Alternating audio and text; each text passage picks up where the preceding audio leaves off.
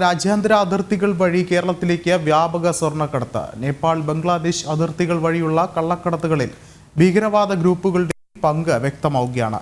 വിമാനത്താവളങ്ങളിൽ പരിശോധന കർശനമാക്കിയതോടെ ബംഗ്ലാദേശ് വഴി സ്വർണം എത്തിച്ച് ബംഗാൾ അതിർത്തി വഴി സ്വർണം കേരളത്തിലേക്ക് കടത്തുന്നതിന്റെ വിവരങ്ങൾ നേരത്തെ തന്നെ കസ്റ്റംസിന് ലഭിച്ചിരുന്നു.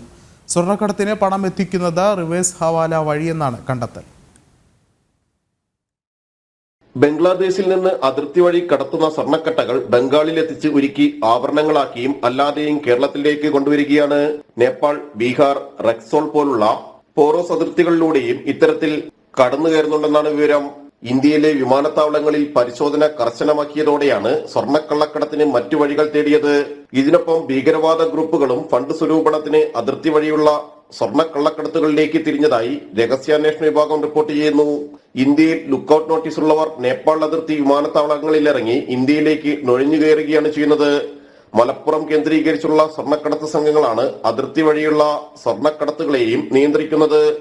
ബംഗ്ലാദേശ്, നേപ്പാൾ അതിർത്തികളിലും സ്വർണ്ണക്കള്ളക്കടത്തുകൾ ഏകോപിപ്പിക്കാൻ പ്രത്യേക സംഘങ്ങളുണ്ട്.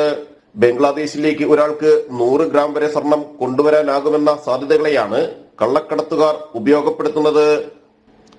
ജിജീഷ് കരുണാകരൻ, ജനം, കൊച്ചി.